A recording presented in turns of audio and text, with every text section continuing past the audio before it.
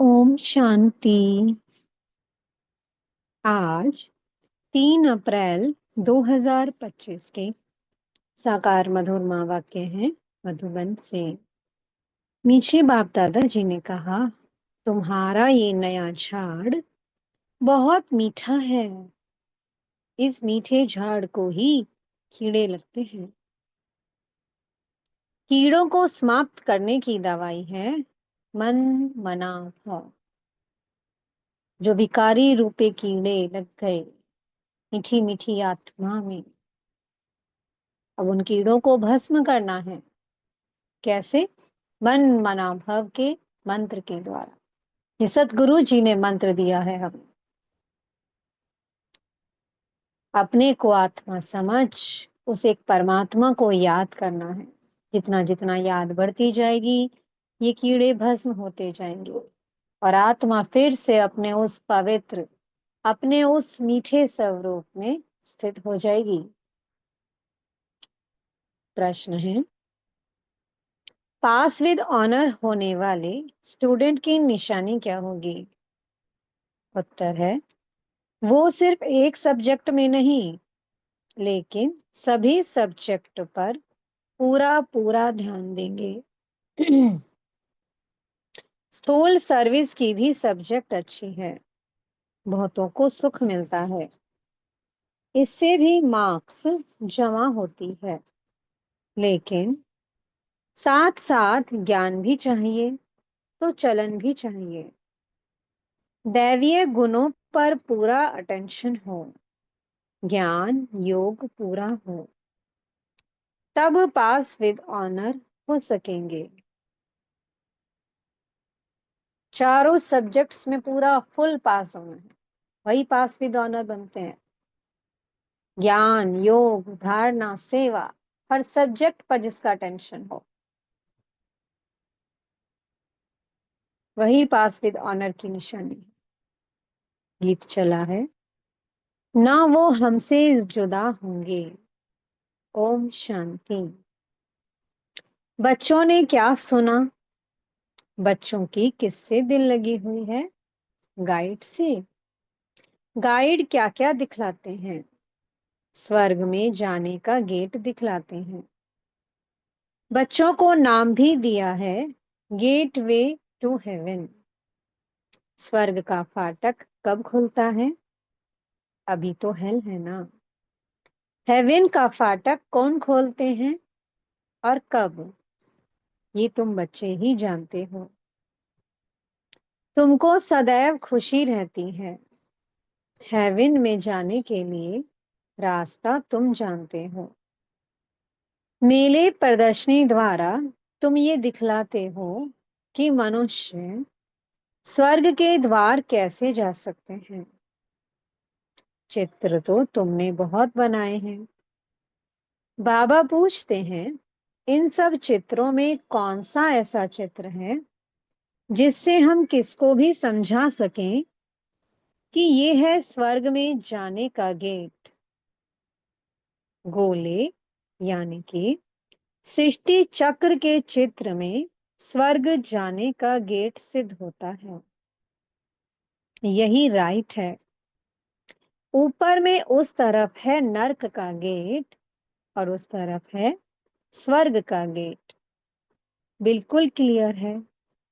यहां से सब आत्माएं भागती हैं शांति धाम, फिर आती हैं स्वर्ग में। ये गेट है। सारे चक्र को भी गेट नहीं कहेंगे।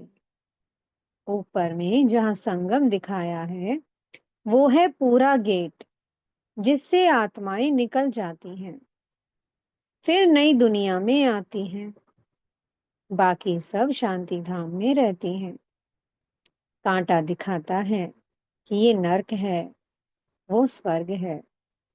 सबसे अच्छा फर्स्ट क्लास समझाने का ये चित्र है। बिल्कुल क्लियर है। Gateway to heaven. ये बुद्धि से समझने की बात है ना। अनेक धर्मों का विनाश और एक धर्म की स्थापना हो रही है। स्थापना हो रही है आदि सनातन देवी देवता धर्म की। तुम जानते हो, हम सुखधाम में जाएंगे, बाकी सब शांति धाम में चले जाएंगे। गेट तो बड़ा क्लियर है। ये गोला ही मुख्य चित्र है। इसमें नर्क का द्वार, स्वर्ग का द्वार बिल्कुल क्लियर है। स्वर्ग के द्वार में जो कल्प पहले गए थे वही जाएंगे, और बाकी सब शांति द्वार चले जाएंगे। और नर्क का द्वार बंद हो, शांति और सुख का द्वार खुलता है। सबसे फर्स्ट क्लास चित्र ये है। बाबा हमेशा कहते हैं, त्रिमूर्ति, दो गोले और ये चक्र फर्स्ट क्लास चित्र हैं। जो भी कोई आए उनको पहले इस चित्र पर दिखाओ कि स्वर्ग में जाने का ये गेट है, ये नर्क और ये स्वर्ग।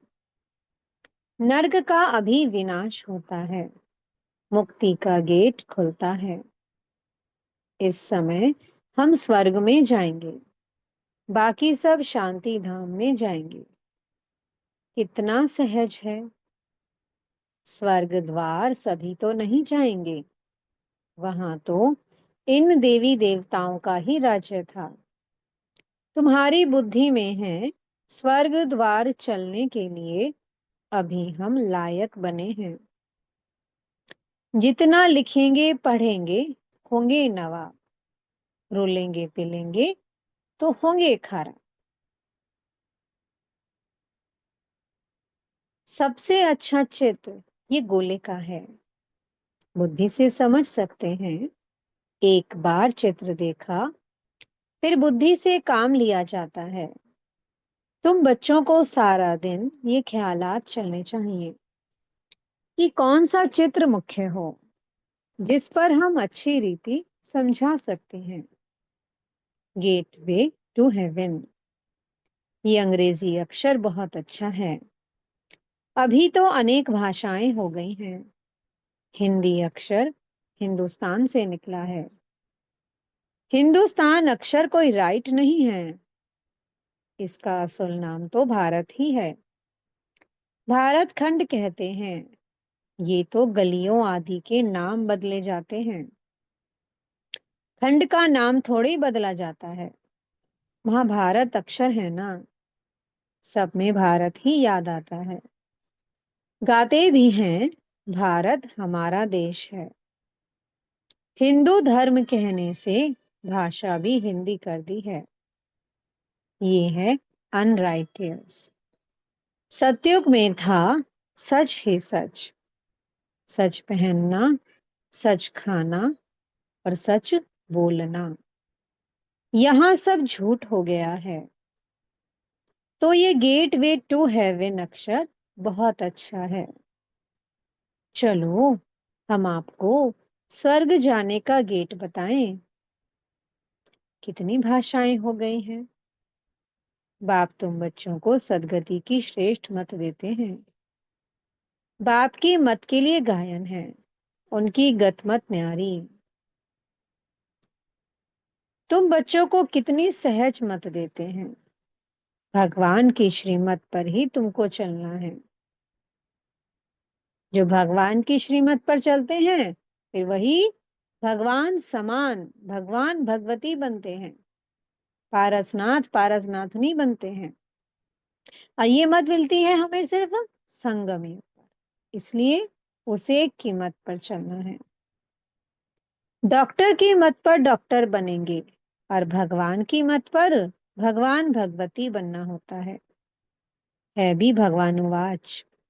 इसलिए बाबा ने कहा था, पहले तो ये सिद्ध करो भगवान किसको कहा जाता है।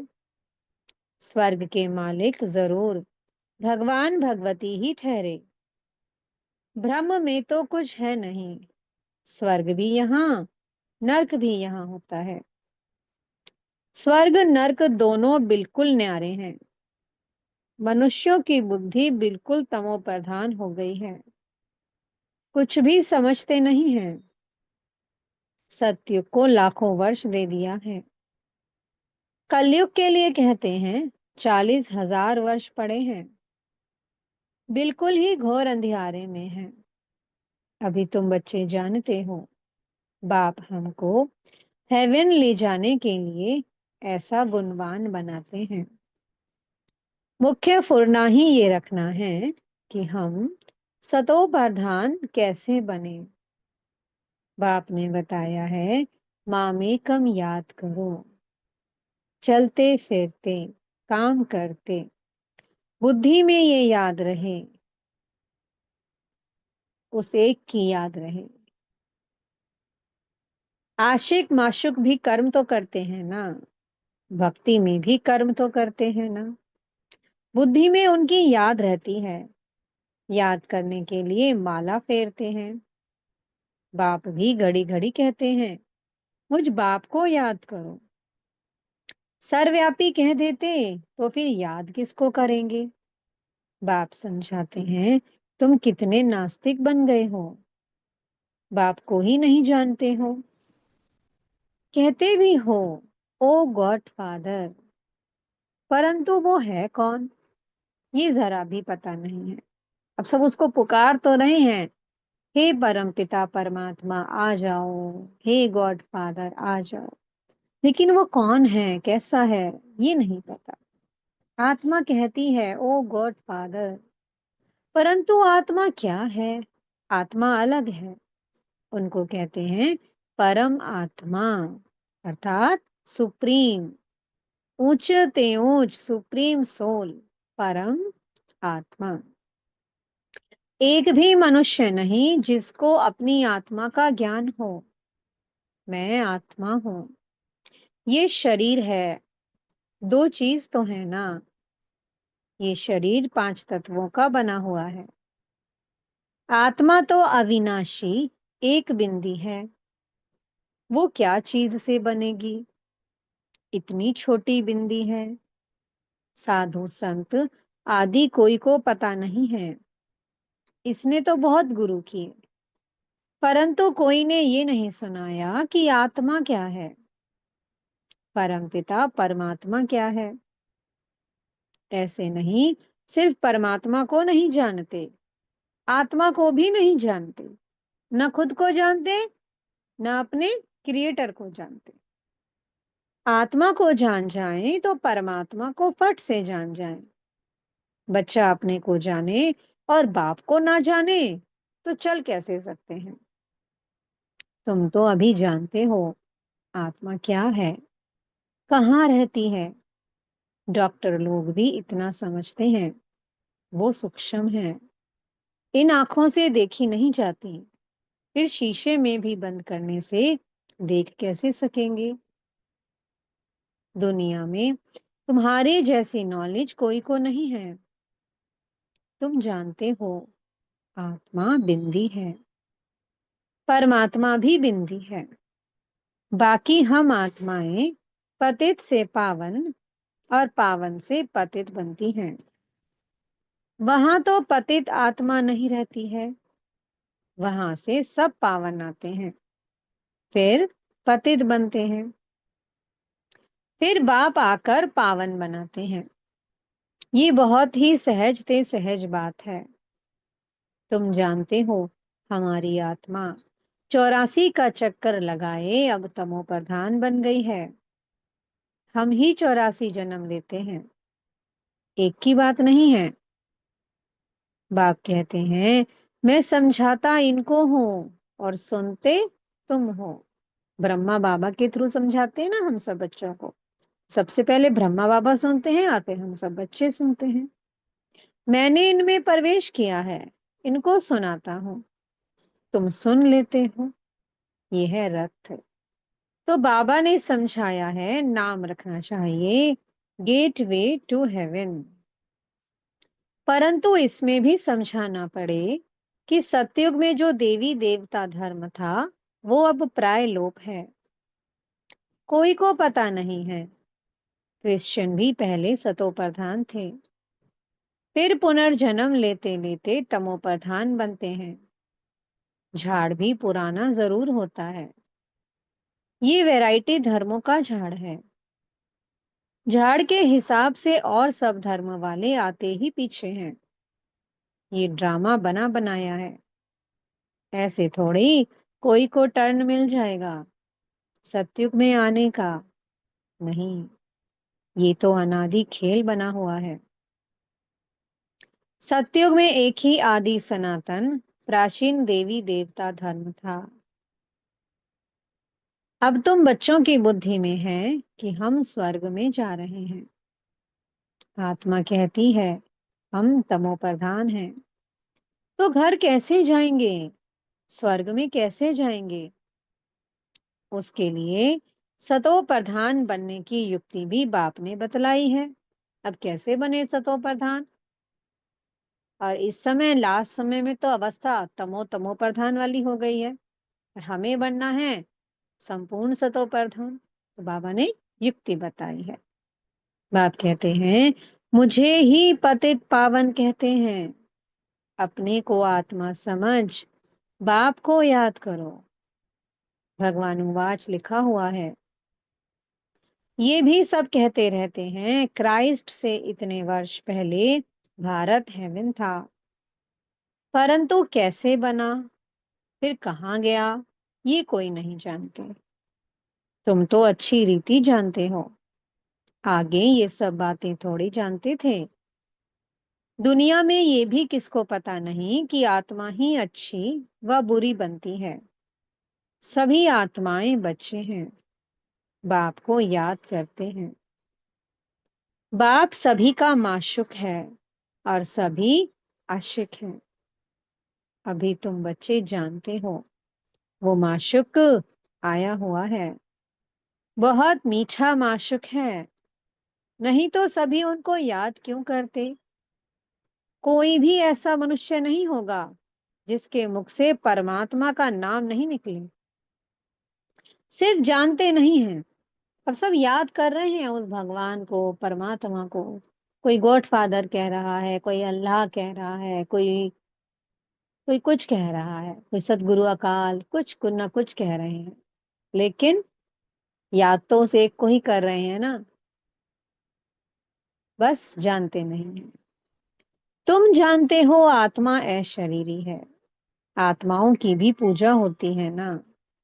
हम जो पूज्य थे वो फिर अपनी ही आत्मा को पूजने लगे। हो सकता है आगे जन्म में ब्राह्मण कुल में जन्म लिया हो। श्रीनाथ को भोग लगता है, खाते तो पुजारी लोग हैं। ये सब है भक्ति मार्ग। तुम बच्चों को समझाना है स्वर्ग का फाटक खोलने वाला बाप है, परंतु खोले कैसे, समझाएं कैसे? भगवान वाच है तो जरूर शरीर द्वारा वाच होगी ना। आत्मा ही शरीर द्वारा बोलती है, सुनती है। ये बाबा रेजगारी बताते हैं, बीज और झाड़ है। तुम बच्चे जानते हो ये नया झाड़ है। आहिस्ते आहिस्ते फिर वृद्धि को पाते हैं। तुम्हारे इस नए झाड़ को कीड़े भी बहुत लगते हैं, क्योंकि ये नया झाड़ बहुत मीठा है। मीठे झाड़ को ही कीड़े आदि कुछ ना कुछ लगते हैं, फिर दवाई दे देते हैं। बाप ने भी मन बना भव की दवाई बहुत अच्छी दी है। मन बना भव ना होने से कीड़े खा जाते हैं। कीड़े वाली चीज क्या काम आएगी, वो तो फेंकी जाती है। कहाँ उच्च पद और कहाँ नीच पद, फर्क तो है ना। कहाँ तो महाराजा महारानी विश्व के और कहाँ प्रजा की भी प्रजा, नौकर चाकर, फर्क है ना। मीठे बच्चों को समझाते रहते हैं बहुत मीठे मीठे बनो, कोई से भी लून पानी ना बनो, शीर खंड बनो। वहां शेर बकरी भी शीर खंड रहते हैं। सतयुग में शेर और बकरी एक एक साथ पानी पीते हैं, साथ साथ रहते हैं। तो बच्चों को भी शीरखंड बनना चाहिए, परंतु कोई की तकदीर में ही नहीं है तो तदबीर भी क्या करें, नापास हो जाते हैं। टीचर तो पढ़ाते हैं। तकदीर ऊंच बनाने, टीचर पढ़ाते तो सबको हैं। फर्क भी तुम देखते हो। स्टूडेंट क्लास में जान सकते हैं कौन किस सब्जेक्ट में होशियार है। यहाँ भी ऐसे हैं। स्थूल सर्विस की भी सब्जेक्ट तो है ना। जैसे भंडारी है, बहुतों को सुख मिलता है। कितना सब याद करते हैं, ये तो ठीक है। इस सब्जेक्ट से भी मार्क्स मिलती है। लेकिन पास विद ऑनर होने के लिए सिर्फ एक सब्जेक्ट में नहीं, सब सब्जेक्ट्स में पूरा ध्यान देना है। ज्ञान भी चाहिए, चलन भी ऐसी चाहिए, और दैवीय गुण भी चाहिए। अटेंशन रखना अच्छा है। भंडारी के पास भी कोई आए तो कहे, मन मना भव। शिव बाबा को याद करो तो विकर्म विनाश होंगे और तुम स्वर्ग के मालिक बन जाएंगे। बाप को याद करते औरों को भी परिचय देते रहें। ज्ञान और योग चाहिए, बहुत इजी है। मुख्य बात है ही ये, अंधों की लाठी बनना है। प्रदर्शनी में भी किसको ले जाओ, चलो हम आपको स्वर्ग का गेट दिखाएं। ये नर्क है और वो स्वर्ग है। बाप कहते हैं मुझे याद करो, पवित्र बनो, तो तुम पवित्र दुनिया के मालिक बन जाएंगे। मन मना भाव। और बाबा ने कितनी बार रिपीट किया ये वर्ड, मन मना भाव। अपने को आत्मा समझ, मुझे एक परमात्मा को मन ही मन में याद करते रहो। बस बुद्धि बाबा में लटकी रहे, परमधाम में लटकी रहे। हूबहू तुमको गीता सुनाते हैं, इसलिए बाबा ने चित्र बनाया है कि गीता का भगवान कौन, स्वर्ग का गेट कौन खोलते हैं। खोलता है शिव बाबा। श्री कृष्ण उस गेट से पार करता है। मुख्य चित्र है ही दो, बाकी तो रेजगारी है। बच्चों को बहुत मीठा बनना है, प्यार से बात करनी है, मनसा वाचा कर्मणा सबको सुख देना है। देखो भंडारी सबको खुश करती है, तो उनके लिए सौगात भी ले आते हैं। ये भी सब्जेक्ट है ना, सौगात आकर देते हैं। वो कहती है हम तुमसे क्यों लूं, फिर तुम्हारी याद रहेगी। शिव बाबा के भंडारे से मिलेगा तो हमको शिव बाबा की याद रहेगी। अच्छा, मीठे मीठे सिक्की लधे बच्चों प्रति माता पिता बाप दादा का याद प्यार और गुड मॉर्निंग। रूहानी बाप की रूहानी बच्चों को नमस्ते। हम रूहानी बच्चों की मीठे मीठे रूहानी बाप दादाजी को बहुत बहुत याद प्यार, गुड मॉर्निंग और नमस्ते। धारणा के लिए मुख्य सार है। पहला पॉइंट, अपनी उच्च तकदीर बनाने के लिए आपस में बहुत बहुत शीरखंड मीठा होकर रहना है। कभी लून पानी नहीं होना है। सभी सब्जेक्ट पर पूरा अटेंशन देना है। दूसरा पॉइंट है, सदगति के लिए बाप की जो श्रेष्ठ मत मिली है उस पर चलना है और सबको श्रेष्ठ मत ही सुनानी है। स्वर्ग में जाने का रास्ता दिखाना है। मीठे सतगुरु जी वरदान दे रहे हैं।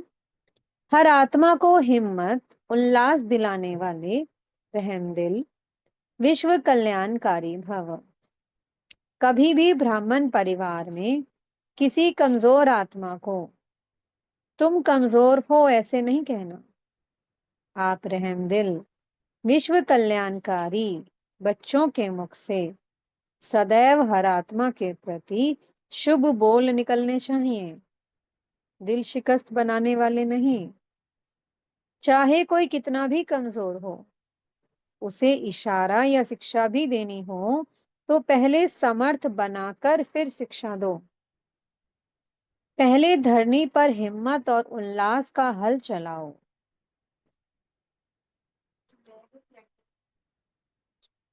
फिर बीज डालो तो सहज हर बीज का फल निकलेगा। इससे विश्व कल्याण की सेवा तीव्र हो जाएगी। स्लोगन है, बाप की दुआएं लेते हुए सदा भरपूरता का अनुभव करो।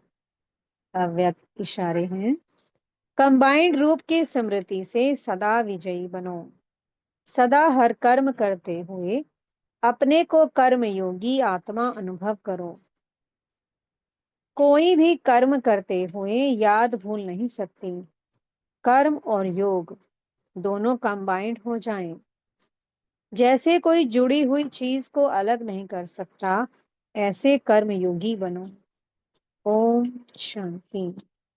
बहुत बहुत शुक्रिया प्यारे प्यारे हमारे मीठे मीठे बाप दादाजी का। ओम शांति।